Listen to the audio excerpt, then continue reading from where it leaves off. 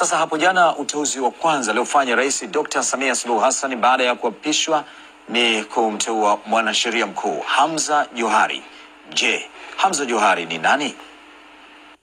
Ni Hamza Saidi Johari tena.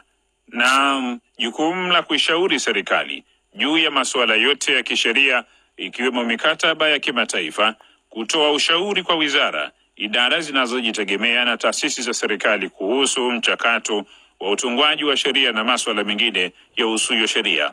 Ni wazi mwanasheria mkuu wa serikali ni nguzo ya kutoa ushauri stahiki wa sheria zilizotungwa na bunge, sheria ndogo na maazimio mbalimbali.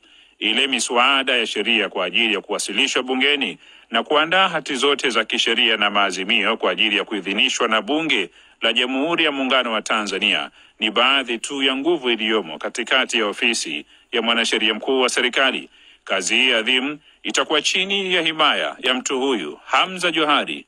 Si mgeni wa ofisi hii, anarejea kuziegemeza sheria za nchi kwenye miimo imara ya ulinzi wake. Kumbukumbu zinairejesha Agosti 2024, Rais wa Jamhuri ya Muungano wa Tanzania alipomteua Johari kuwa mwanasheria mkuu wa serikali. Hamza Johari ni mwanasheria nguli mwenye uzoefu wa zaidi ya miongo miwili katika rubaa za majadiliano ya sheria za mikataba, sheria za anga, sheria za bahari na sheria za udhibiti. Kutoka shule ya sekondari Mzumbe mkoani Morogoro hadi mashariki mwa bara Uropa nchini Ukraine, ndipo elimu ya sheria za kimataifa kuanzia shahada ya kwanza ya sheria na shahada ya uzamili ya sheria LLM vilipochotwa kutoka chuo kikuu cha Kiev. Hamza aliyekuzwa kutoka kito cha thamani iliyo Johari ya kitaifa leo ni msomi pia mwenye cheti cha uongozi na usimamizi, yaani leadership management, kutoka chuo cha utumishi na utawala India, yaani Administrative Staff College of India. Uzoefu wake umetamba na njia za kisheria, akishiriki mafunzo mbalimbali ya kitaalamu na kuchapisha machapisho aina kuhusu majadiliano ya mikataba, sheria za anga na sheria za bahari. Mnamo mwaka 2016 hadi 2024 alitumikia nchi kwa nafasi ya mkurugenzi mkuu wa mamlaka ya anga Tanzania TCAA.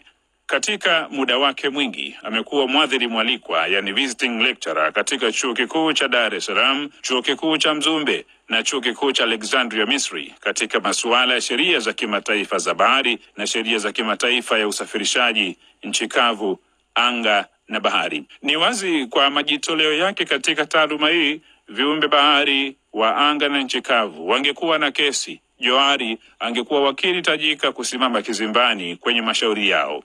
Hamza ni Johari iliyo na inayoendelea kuhudumu kwa mng'aro ndani na nje ya Tanzania. Kutoka SADC hadi huko duniani amesimama kama alama wakilishi ya taifa hili. Ukifika bara ya Asia, ameshiriki kama mtaalamu aliyetoa ushauri wa kisheria kwa serikali ya Japani kuhusu mgogoro kati ya Japani na China juu ya kisiwa cha Senkaku. Kiongozi wa timu ya majadiliano ya serikali GNT katika mikataba ya huduma za anga baina ya nchi mbili ya BASA, baina ya Tanzania na Marekani, Kanada, Uingereza, Ufaransa, Italia, Hispania, China, Urusi, Ujerumani, Umoja wa Falme za Kiarabu, Afrika Kusini, Morocco na Kenya. Pasi na shaka ule mkataba wa bandari ya Dar es Salaam unakumbukwa. Hamza alikuwa kiongozi wa timu ya majadiliano ya serikali ya mkataba wa ushirikiano na maendeleo ya uendeshaji wa bandari ya Dar es Salaam na Falme za Kiarabu, yaani DP World. Kwa nguvu hii ilojaza misuli ya taaluma ya kisheria ya Hamza Johari, ni shukrani kwa ujio wake katika tarehe ile ya Oktoba 21 mwaka 1970 ilipomleta juu ya uso wa dunia kutoka ardhi ya Mtwara Kuchele, Tanzania. Kila la heri mkuu. Ulinzi wa nchi yetu kupitia sheria ni imani ya Watanzania, uko mikono salama. Esero Mafuru, TBC. Esero Mafuru akitueleza wasifu mkubwa kwelikweli. Kama ukigawanya maneno ya Esero Mafuru kuyageuza kuwa visoda, pengine anaweza kaja ukumbi mzima ambao unatumia kuangalia ardhi hapo.